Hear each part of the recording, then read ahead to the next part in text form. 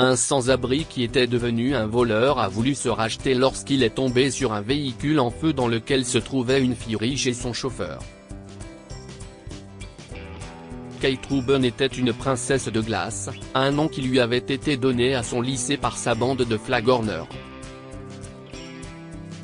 Elle n'avait que 15 ans, mais tous ses bijoux étaient en diamants naturels purs et en or, ce qui lui valait le nom de princesse de glace. Outre sa richesse, elle était également très belle avec des yeux saphirs brillants qui scintillaient dès qu'elle souriait. Ses parents étaient des gens riches qui possédaient une entreprise d'extraction de diamants de niveau international, donc Kate ne manquait de rien. Elle avait tous les divertissements auxquels elle pouvait penser. Ses loisirs comprenaient une gamme d'activités agréables réservées aux riches, mais elle aimait aussi danser et chanter. À cette fin, elle assistait souvent à des cours de danse et de chant à l'autre bout de sa ville. Heureusement pour elle, la distance importe peu, car elle a son chauffeur personnel qui l'emmène partout. Il s'appelle Edward Mark, et c'est un bourreau de travail qui s'efforce d'obtenir son guide en suivant des cours du soir. C'est une tâche difficile, et il doit souvent faire le plein de boissons énergisantes pour rester concentré lorsqu'il doit étudier. En fait, il se rendait au cours du soir après s'être assuré que Kate ne quitterait plus la maison pour la journée et revenait le lendemain dès 6 heures. La princesse était une personne matinale. Arnold, le père de Kate, avait également son propre chauffeur, mais un jour, l'homme est tombé malade et a dû rester à la maison à la demande de son médecin. Votre tension artérielle est montée en flèche pendant la nuit. Vous ne devrez pas travailler pendant les prochains jours jusqu'à ce que vous soyez rétabli, a dit le médecin qui s'occupait de l'équipe Rubin. Très tôt le lendemain, le père de Kate se rend à l'aéroport pour un vol et, son chauffeur étant absent, il ordonne à Edward de le remplacer. Emmène-moi à l'aéroport avant 6 heures du matin, puis reviens à ses côtés. L'aéroport se trouvait à plusieurs kilomètres de la résidence des Rubin, le trajet était donc long, et malheureusement pour Edward, qui n'avait regagné son lit que 2 heures auparavant, c'était très fatigant. Il n'avait qu'une envie, fermer les yeux, car il avait du mal à garder ses paupières lourdes ouvertes. D'une manière ou d'une autre, il réussit à résister à l'envie de fermer les yeux et réussit à conduire Arnold à l'aéroport avant de retourner chercher la fille pour l'école. Son cerveau réclamait du repos, et ses yeux étaient épuisés. Pourtant, il a continué à faire son devoir. Il s'installa à nouveau derrière le volant et commença le trajet vers l'école de la fille. Il n'y avait pas beaucoup de virages sur la route, et c'était la route habituelle qu'il connaissait, si bien qu'Edward se laissa bercer par la complaisance puis un léger assoupissement. L'assoupissement d'Edward n'a duré que quelques secondes, mais cela a suffi pour que le chauffeur perde le contrôle de la voiture et les conséquences ont été terribles. En fait, le chauffeur a perdu le contrôle de son véhicule sur un petit pont et a dégringolé le long de la route en contrebas. Le conducteur et la jeune fille à l'intérieur avaient perdu connaissance sur le coup, et le sang fuyait autour de la voiture, s'écoulant lentement vers un petit feu qui s'était déclaré sous le capot. Il a rapidement attiré une foule de personnes qui sont descendues de leur voiture pour essayer d'aider. Ils se sont rapprochés jusqu'à ce que le sens prenne soudainement feu et s'embrase, les repoussant tous. Tout ce qu'ils pouvaient faire, c'était appeler la police et espérer qu'il arriverait avant l'explosion. Ils vont s'en sortir ? Demande un passant à sa collègue, une femme avec une cicatrice sur la lèvre. Je pense qu'ils sont encore en vie mais qu'ils seront tués par la fumée avant que les autorités n'arrivent, a répondu la femme à la cicatrice.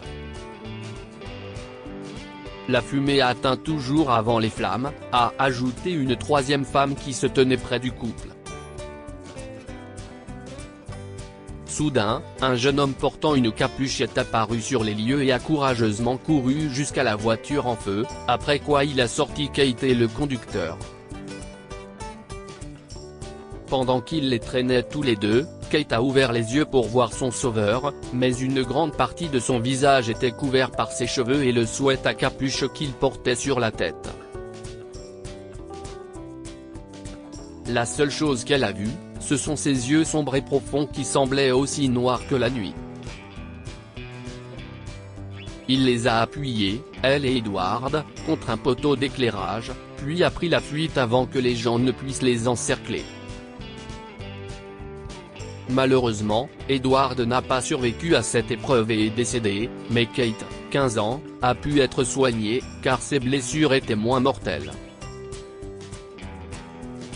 Néanmoins, elle a dû subir une longue période de convalescence, et lorsqu'elle est enfin sortie de l'hôpital, tout ce qu'elle voulait savoir, c'était l'identité de l'homme qui lui avait sauvé la vie.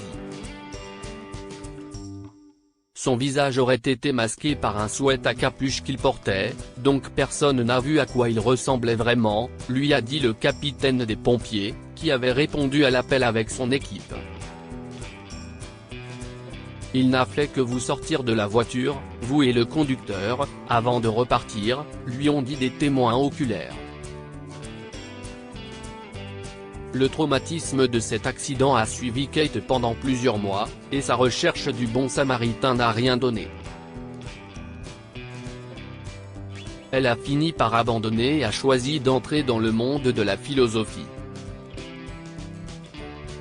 Elle savait aussi qu'elle devait enrichir d'autres vies comme l'étranger avait enrichi la sienne.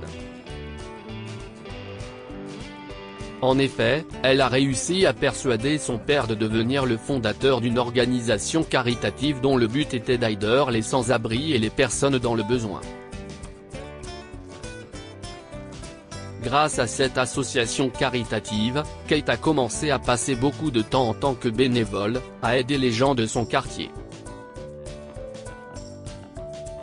Plusieurs années plus tard, un homme est apparu sur le pas de la porte de l'organisation qu'elle avait fondée.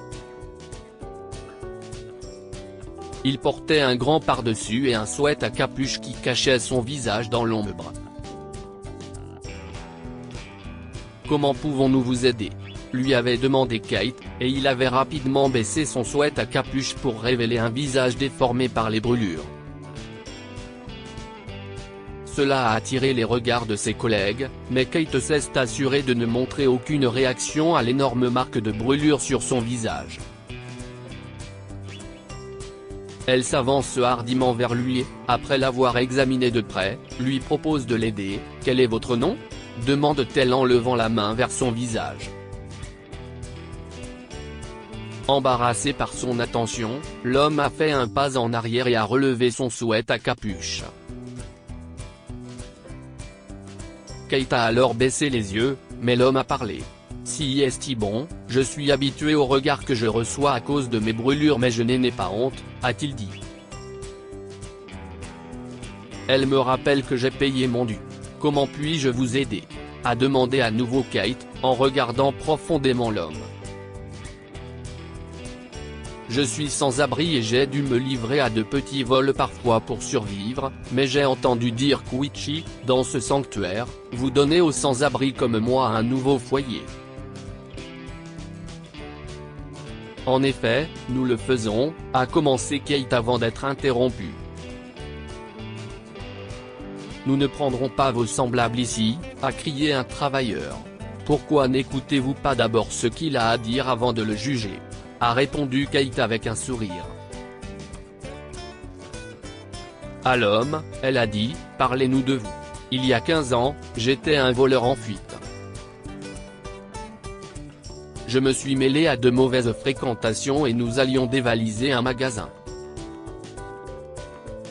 Nous l'avons fait avec succès, toutefois, en fuyant, nous avons eu un accident et au lieu de me secourir, mon compagnon m'a laissé tomber pour ne pas avoir à partager l'argent. Les flammes m'ont brûlé mais j'ai réussi à m'échapper avant que la police n'arrive sur les lieux. Depuis, je suis dans les rues, et un jour, j'ai rencontré une voiture en feu comme la nôtre. J'ai décidé d'aider, car j'estimais que personne ne devait vivre ce que j'avais vécu. L'homme remarqua que Kate avait de plus en plus les larmes aux yeux au fur et à mesure qu'il parlait, mais il continua à raconter son histoire. Pour moi, sauver l'homme et la fille dans cette voiture était une façon d'expier mes péchés passés, tout comme le sont mes cicatrices. Ces derniers mots ont été accueillis par le silence, car à ce moment-là, Kate se rappela du jour où un homme l'a sauvée d'une voiture en feu. Elle était certaine que c'était cet homme qui l'avait sauvée. Après 15 ans, elle est enfin en face de l'homme qui lui a sauvé la vie. Kate a commencé à sourire alors que des larmes coulaient sur ses joues. Qu'est-ce qui ne va pas avec cette femme ? Se demande l'homme. Puis Kate s'est approchée de lui et l'a doucement serré dans ses bras avant de révéler qu'elle était la fille qui l'avait sauvée. C'était moi, a-t-elle dit doucement, en le regardant sérieusement. C'était moi ? dit-il, les yeux grands ouverts, en la reconnaissant. Vos cheveux étaient plus courts, dit-il sous le choc. Je les ai laissés pousser, dit-elle joyeusement en le serrant à nouveau dans ses bras. Merci de nous avoir aidés, je n'ai jamais eu l'occasion de le dire jusqu'à maintenant, je suis désolée, a-t-elle ajouté. Ils ont parlé pendant un très long moment et après, elle l'a habillé, lui a donné à manger, puis lui a offert un logement pour la nuit. Le lendemain, après avoir mûrement réfléchi et consulté son père, Kate a offert à l'homme un emploi dans leur organisation caritative ainsi qu'un logement permanent.